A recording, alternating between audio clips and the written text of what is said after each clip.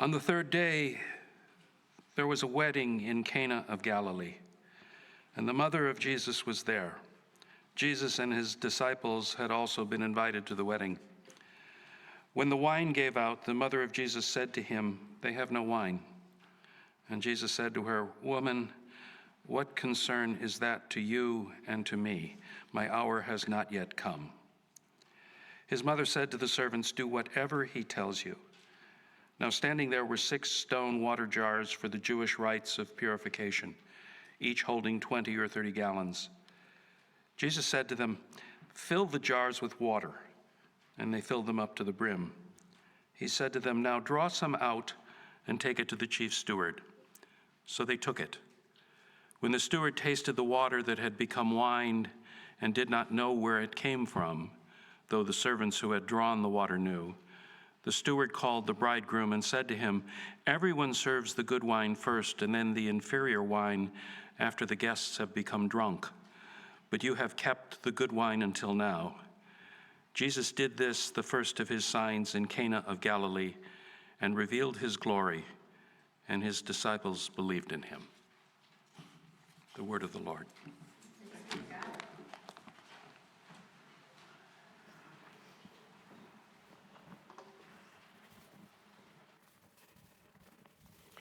During passing of the peace, one of the younger kids came up to me and said, "What's the whiteboard about? Did we plan this? What am I supposed to do?" They were a little anxious. I imagine all of you are a little anxious because I'm not behind the pulpit. I'm changing things up a little bit. And I'll tell you honestly, I'm a little bit nervous, but that's okay. We're gonna get through this together. All right, so my young friends who are here, we just heard this reading of Jesus at this wedding in Cana, and John says this is the first sign, the first miracle that Jesus performed, okay? And throughout the book of John, John is kind of giving these little hints, these little clues as to who Jesus is, and he's really obvious with the first one, and then he's more subtle. He wants you to figure out. It's kind of like a treasure hunt throughout the Gospel of John. So your first job is you need to do a little treasure hunt. In the seat pockets of the church are 6 pieces of yellow paper with different things on them. I need you to find them, bring them up to me, and then we can proceed. So let the treasure hunt begin. When you find those things, bring them on up. If you don't find one, come on up and join me. I'm going to need your participation up here as well. They're out there, I promise you. Put them there yourself.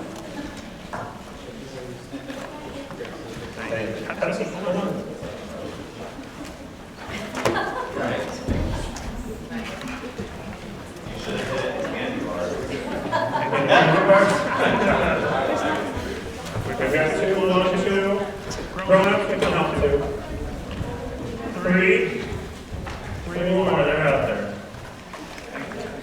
Nope, hold on, right there. Aww. Yeah, you can back up to the picture and one very tall. I will need to stand here and walk around. Alora, anything? They're out there. Keep hunting.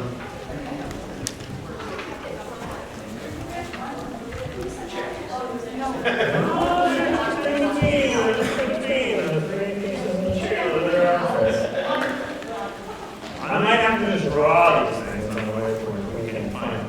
Come on, keep hunting. They're out there.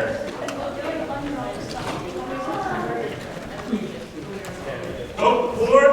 2 more. Elijah is looking from the top, thank you. Looking for yellow paper. Excellent. All right, look again. Sometimes we got to read through the text a few times, to find the hints and clues that the gospel writers have for us. Thank you. I see some grown-ups still working. Thank you. Just like we rehearsed. Well searched. Thank you, Jack. All right, well, keep looking. And those of you that are still looking, the grown-ups will keep looking. If you younger folks want to come sit up here in the front row or whatever, I'm going to need your help. Okay. Don't put it, no, just stay right there. Stay objects, 6 different signs that are kind of significant, or you think they're not so significant, throughout the story, okay? I'm going to retell this story quickly, and we'll put them back up on the board. Okay, so in the context of this story, Jesus has been walking along, he's gathered more followers, they're all with him. And then it says, on the 3rd day, who has a calendar with a 3 on it? Did we find that one? All right, I'm going to draw that one in. Okay, it says, on the 3rd day, all right, this took place, okay? So that's our first little hint and clue. On the 3rd day, there was a wedding in Cana in Galilee, and the mother of Jesus was there. Jesus and his disciples were there as well. It says there was a wedding in Cana. They were all invited. Who has a wedding? You have a sign that has a wedding? All right, perfect. We've got a happy couple here. We'll put that one up right there. Perfect. Anything? Nothing? Okay. Okay. Candle. Man. I swear they're out there. All right. Okay, and then it says they're celebrating at this wedding, and then it says that the wine gave out. There was no more wine. Do we have a wine bottle up here? Wine bottle, give me that one. Perfect. That's number 3. All right, the wine gave out, and the mother of Jesus, Mary, goes up to him and says, they have no more wine. And Jesus says, woman, what is that to you and me? My hour has not come. Do we have a sign that has an hour on it, like a little clock? We didn't find that one? All right, I'm going to draw it here. All right. And it was a little hour hand pointing here with a little circle going around. If you find that one, throw it up to me. We'll take care of it. All right? He says, woman, what is that to you and me? My hour has not come. And then she turns to the servants. Do we have a picture of servants? Ha-ha! There they are. All right. Servants go right there. And this is 3rd day. I'm going to 3rd day. Perfect. All right. And Mary says to the servants, do whatever he tells you. And then Jesus, the story says, John says there were 6 water vats used for purification. Do we have any water jars? Water jars, thank you. All right.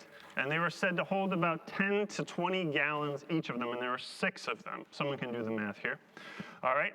And so the servants right here are told to fill those up by Jesus. They fill them all up, and then he says, okay, take a little bit of that and bring it to the chief steward, like the top dog, the head honcho of the wine, of the wedding, rather, and have him taste it. And he says, this is the best wine of the whole party, and you saved it for the last, which is amazing, right?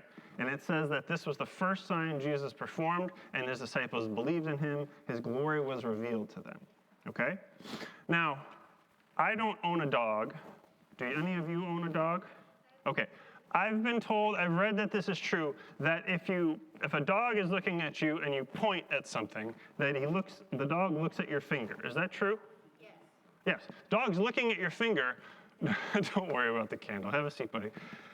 You're trying to point out something and give a sign for that dog to look to something, but it looks at your finger. It's looking at the sign, but you're trying to point to something else. These are signs and objects in the story that I think are actually getting us to look at something else and look at something deeper. So we're going to go first layer, we're going to talk about literally what these things are, what they do. Then we're going to talk about what they might mean to the people in the story, in the social setting of everything that's happening. And then we're going to talk about this deeper meaning, this layer that I think John, the writer of this gospel, is trying to point us to. Everybody understand? All right. So I need your help and your help first, one by one. What is a wedding, literally? What is its function? Lilia. Well, in Bible terms, I would say it's like the joining of 2 persons. 2 persons who make promises, right? 2 persons make promises. Good. All right. Promises. Good. All right. A vessel for water. What is its literal function? To hold water. Oh, mind blown. It holds water. Good. This is an easy category. All right. Wine. What is its function? What is wine on the most basic chemical level? Alcohol. Well, what does it come from? What does it come from? Grapes. It comes from grapes, and what happens to the grapes? They get old, they get fermented. All right, wine is rotten grape juice. Yay! Oh, God. All right, that's literally what it is. All right, an hour, fourth is an hour. What's an hour? 60 minutes, very good. What's a minute? 60 seconds. All right, and we can break down seconds even further, but yes, that's what an hour is. And Jesus says, my hour has not come, which is kind of like, what are you talking about? And we'll get to that. All right, third day. It says it was the third day. What is the third day?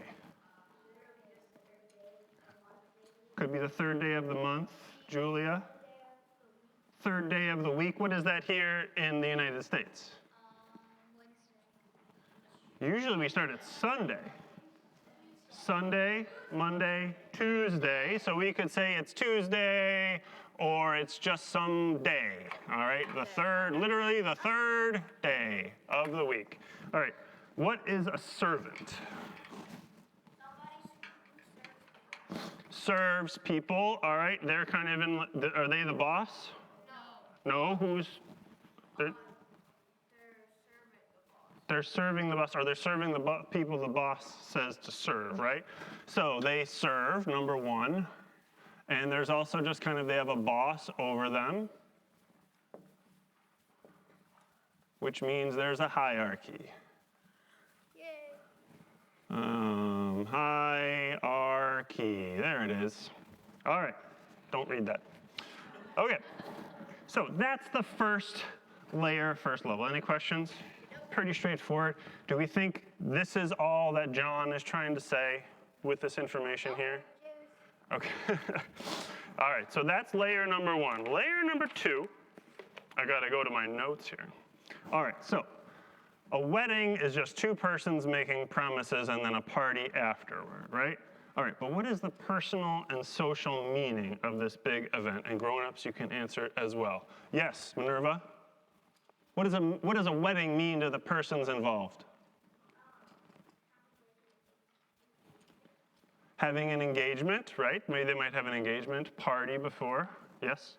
Like something that people see as like very important and like something that you only do when you like deeply love someone. Okay, important. Special. What else? What'd you say? Oh, there's kissing, there's romance involved? Sure. Good. Yes. There's like, you make like a big promise to that person that you will love them forever, no matter how many fights they have. Okay. Promises, for sure, for sure. All right. So that's like the actual getting married, all right? And then a wedding is what? A big official like party where everybody dresses up. Okay, a party or a fancy party. Excellent, excellent, excellent. Okay, if you're the one running the wedding, do you only have joyful experiences of it, or is there any stress involved in throwing a party? Lots of stress. Uh-huh. Yes, it's a lot that goes into planning a wedding and making it happen. Now imagine there are really high standards for what this wedding should be, all right?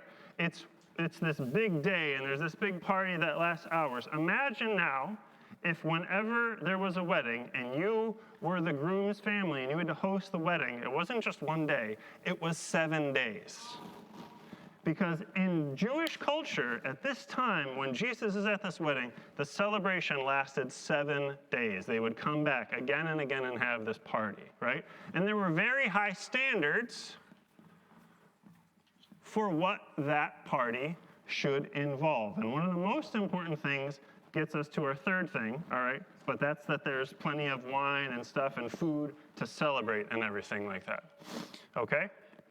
And it was a problem if the person hosting the wedding, didn't meet these standards, okay? All right, good. Now, next one, the water vats right here that hold water.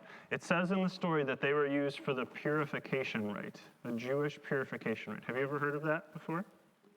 Okay, well, if you go and read Mark 7, you'll see that these Pharisees, these people that really wanted to uphold the law, they washed their hands before every meal.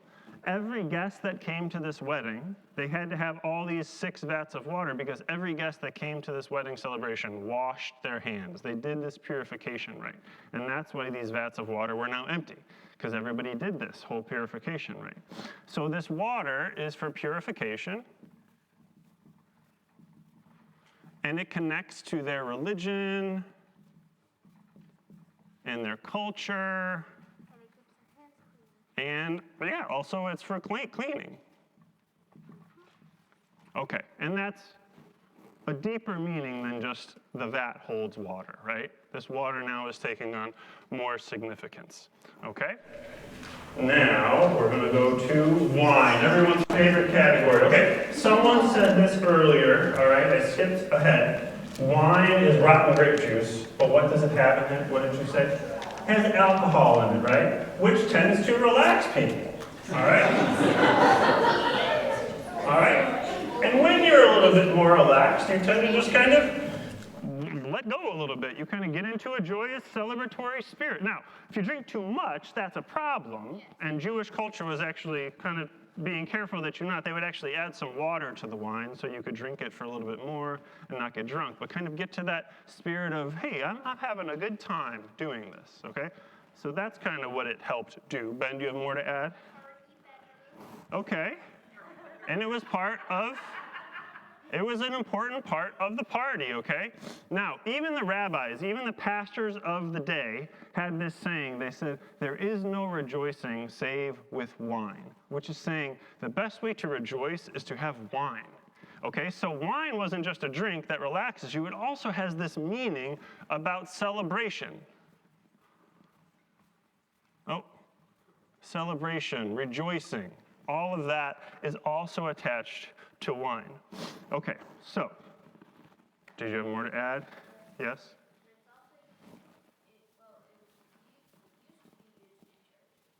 Yes, some churches, when they do communion, like we'll do in a little bit here, they would use wine. We use grape juice. It just hasn't gotten rotten yet, which is why it tastes so good. Oh, save that, because there is a particular day where we have an alcoholic drink available, but put a pin in that, okay? So, what if at a wedding that's supposed to last 7 days, everyone's come, they've washed their hands, which is important to their culture and religion, and then that celebration is going, and wine is really important to keep that celebration going, and all of a sudden there's no more wine. What do you think that means to the standards that this person's wedding is held to? Yes?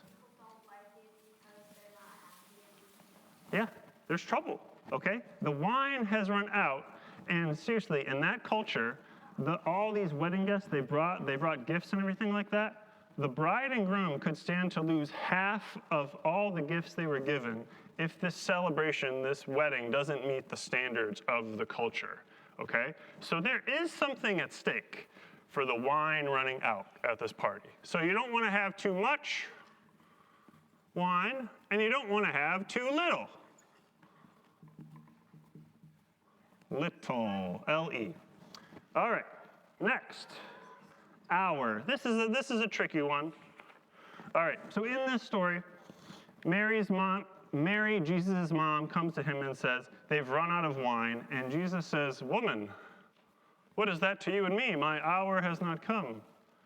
Which is a really weird thing to say. Wouldn't you agree? Okay. What did you say? Yes, especially to your mother. It's a strange thing to say, okay? So clearly, we might even have to skip this one. Clearly, Jesus is saying something else, but Mary eventually just says, you know what? She turns to the servants and says, do whatever he tells you. So even though Jesus says this weird things, Mary's like, whatever, turns to the servant and says, do whatever he tells you to do, okay? Did you have something to add about the hour? I know what, Well, don't give away the ending. In the story? You think in this part? No. In this? What does it mean? It means that my time Ooh, I think you're right. That is a good level. So it's looking ahead to perfect timing. Some moment. All right, good, James. Thank you. You kind of helped me frame that part perfectly. Lilia? Okay, perfect. Well, we're going to get there right now. Okay. So what do you think the author means when they say that it's the third day? Why might that be important in this personal social meaning category? Lilia? Third day of the wedding, that's a possibility. Or it might be the third day because it says Jesus, the next day he got this disciple, and the next day he got this disciple. It might be the third day of the wedding. That's a real good possibility. All right. They've already drunk wine for 2 days, and on the third day it ran out. What else? When we were on the rotten grape, the alcohol, like the wine, Mm-hmm. the first thing that came to head was like, oh, that's why parents don't let kids drink Yep. wine. It's something you need to have your faculties, your brain fully developed, hopefully, so that you don't drink too much and you use that wisely and you make good choices when you're feeling that spirit of relaxing, right? If you relax too much, you might make bad choices. Okay, so what happened? I think John is saying more when he talks about this third day. All right, what do you guys think? We'll come back to that one. All right, next is the servants. In the story, what do the servants do? Yes? They serve people, right? What are the things Mary says, do whatever he asks, and what do they do in the story? They help Jesus turn water into wine. They do? Well, He says, fill the vats with water, right? I mean, they assist him. Okay, they assist Jesus. Good. And they pour water into the vats. They fill those vats back up with water. They must go to a well and draw out the water and then put it in the vats. Yes, Gus? They take orders, okay? I forgot the S in assist. Here you go. We don't care about the And then Felix, looks like you have one. We're still looking for the cards. I kind of put them in the middle of each of the rows, but I mean, there's 3 on this side, there's 3 on this side, I promise. Anyway, it doesn't really matter, all right? All right, so they perform these seemingly menial tasks. Jesus says, fill these things with water, and they fill them to the brim, and then he says, fill up a jar or a bottle and bring it to the chief wine steward, which they do. All right, seems like a menial task, but as we read through the whole story, it ends up being that water is turned into wine, and the chief steward, the top dog at the wedding, like, can't believe how good this wine is, okay? So that's kind of category number 2. Are we still tracking? We good? Okay. So,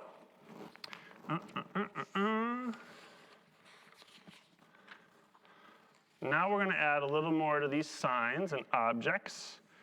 And first, we're going to talk about the third day. We're in church. What does third day remind you of? Yes? Easter. Why? Because Jesus died and then 3 days later he was resurrected. That's right. It says on the third day, Jesus was resurrected, all right? 3 days in the tomb. Tombed? This is my fatal flaw, Achilles heel right here. All right. So I think this first sign performed by Jesus at the beginning of John's story is actually also pointing toward the end of the story. All right? He opens the story saying, this revealed his glory. And then for John, at the very end of his gospel, is this moment where the glory of Jesus is most revealed, when Jesus dies and is dead for 3 days and is resurrected on the third day. I think it's this subtle hint pointing us toward the end of the story. And I think John is so clever the way he drops that in. Okay? The third day is a clever way of connecting those 2 events, which James pointed out is that perfect timing, which points us to this hour, when Jesus is referring to, my hour has not come. Okay? Pardon my sniffles. All right. So if you were to turn in your Bibles to John chapter 12 or John chapter 17, Jesus says, the hour has come for the Son of Man to be glorified. And in 17, he prays in the garden, hours before he is arrested, he prays, Father, the hour has come. James, you were absolutely right. Jesus was saying, even at this early part in the story, that there's this hour, there's this moment, there's this point in time, and his hour hasn't come yet. He's saying to Mary, why are you telling me about this wine? It's not time to do that yet. And Jesus, I think, is being a little clever, a little snarky in the way that he's doing this right here. Okay, so, oh yeah, it's also really interesting when he talks about his hour has not come, when he's pointing to his death, the hour of his death. Okay? Because as he's praying this in John chapter 17, if you look at the other Gospels, Matthew, Mark, and Luke, he's in the garden hours after, moments after, he has just had a meal with bread and wine with his disciples. Do you remember what that meal is? What meal does Jesus have with his disciples before he's arrested?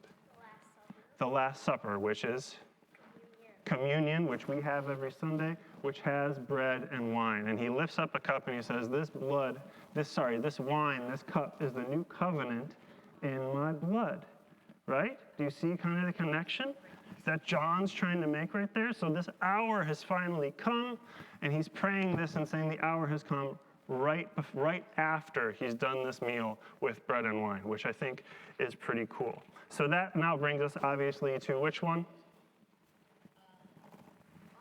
Wine. Nailed it. All right.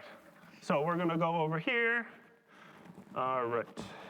Third, fourth. No, where are we? Here we go. Third. All right. So,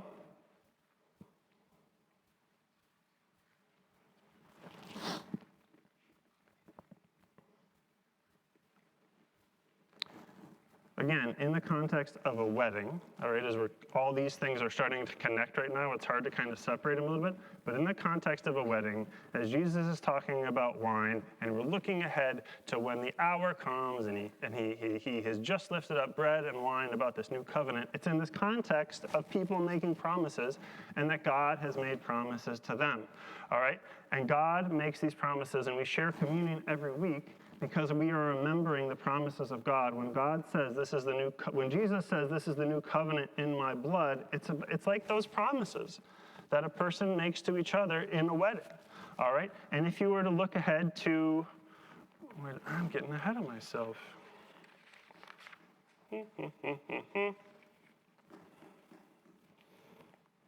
Yes, so we're just going to fill in this here, and we're going to say that this wine points to communion.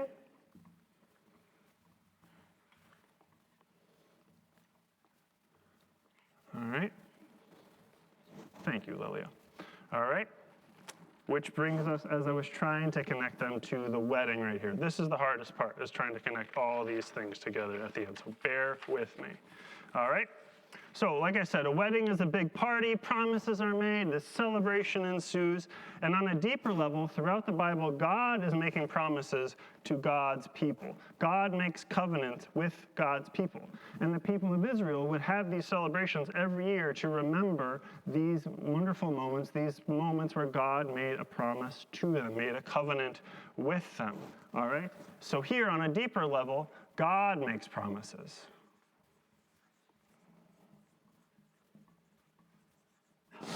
Okay?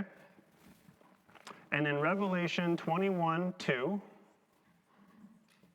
at the end of the Bible, 21:2, all right? The author of that book has this vision about when God comes and sets all things right, and he says that the New Jerusalem is coming down from heaven adorned like a bride for her husband, for the groom, All right, so it's this image of like God setting all things right, being like a wedding. All right, so there's this even deeper meaning of what these promises, this covenant that God has made that I think John is also pointing to. Lilia, do you have a question? Have you ever heard of like nuns in the Catholic Church taking vows? They understand themselves as being married to Christ, being married to Jesus. So yeah, that image is really rich throughout the history of the church, right? Okay. Also, in Revelation 21 and all over the Bible, it talks about all nations coming and joining God at this feast, this heavenly feast where all things are made right.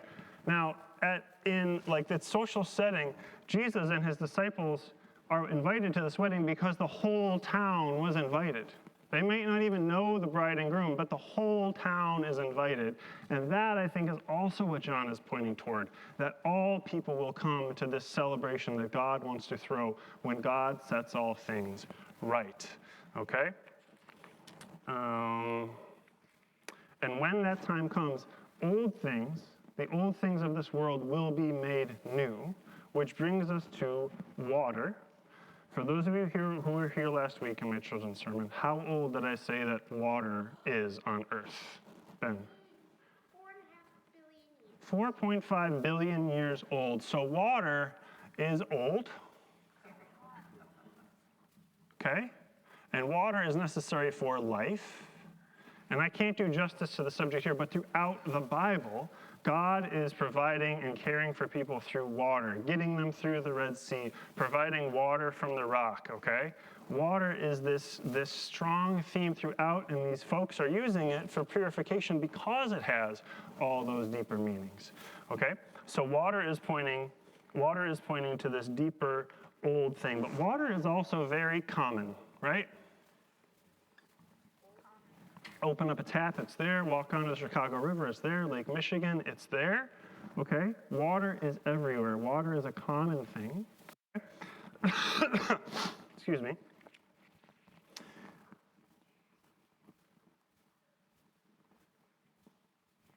And I think this sign is ultimately pointing toward Jesus and trying to tell us that when the hour does come, and on the third day he will rise again, he'll be like wine at the wedding. All creation will rejoice because Jesus has brought new life in the midst of an ancient world, okay? So the wine, when we get to the wine, from this water, wine is created, and wine has this element of celebration, right?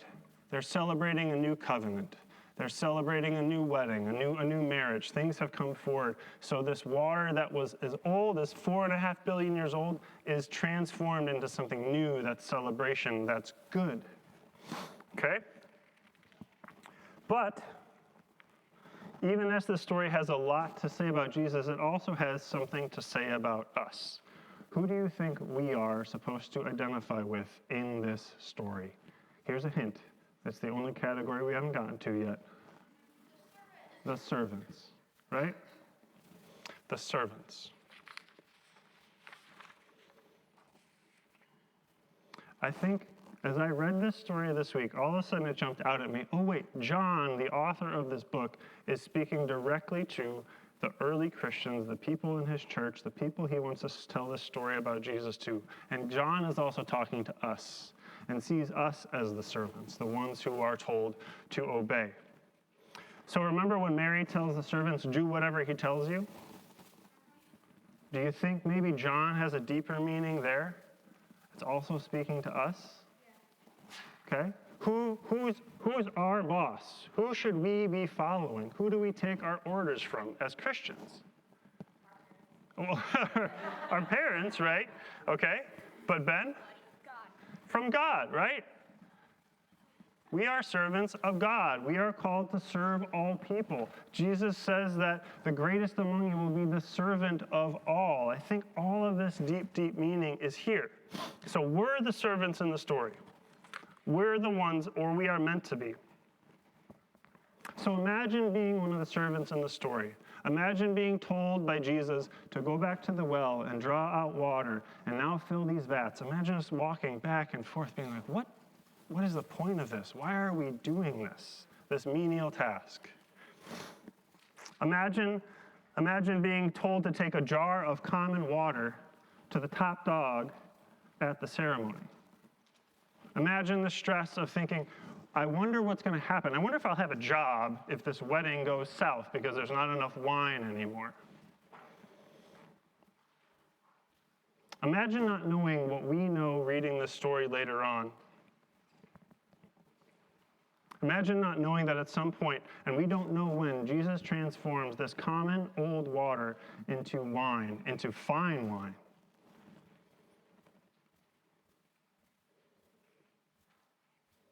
Imagine the relief that the servants felt when the top dog, the chief steward at the wedding, takes a drink and goes, "Oh, that's really, really good. You've saved the best wine for the end of the wedding."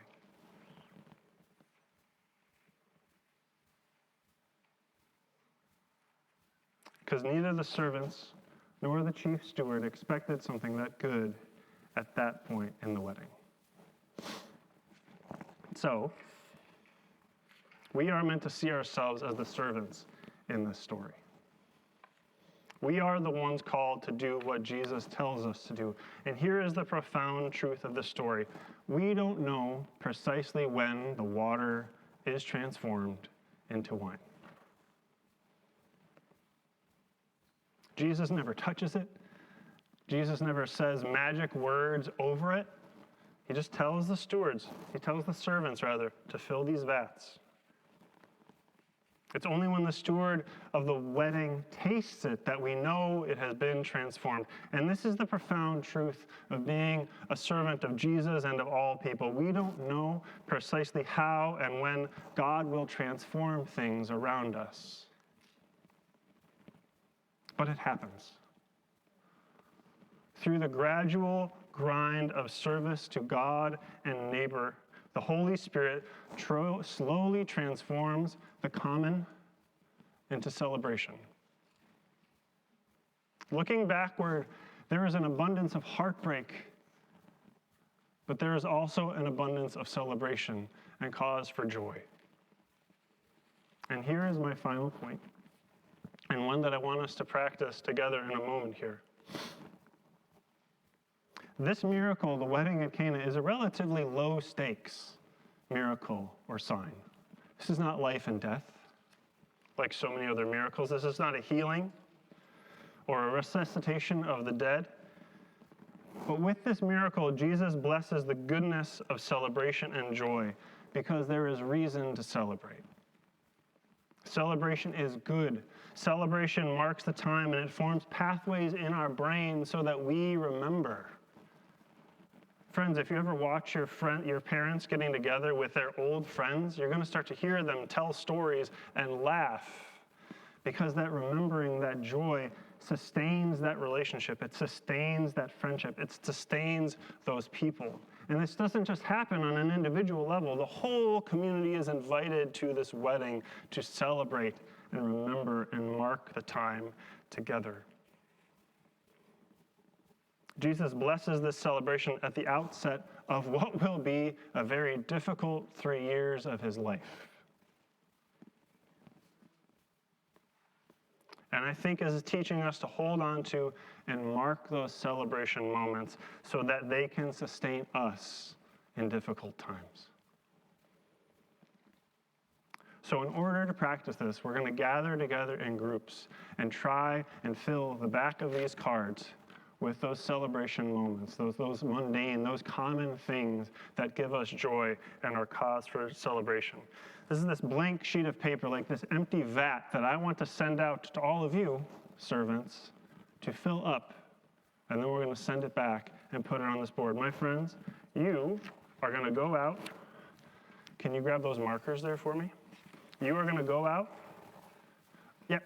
Give a marker to each person that has a piece of paper. And then, my friends, go out. All of you, move out of your seats, find a yellow card, gather around it, and fill it up with moments of joy, of celebration, mundane, everyday things, high points of celebration, moments that will hopefully sustain us as a community if and when times get hard.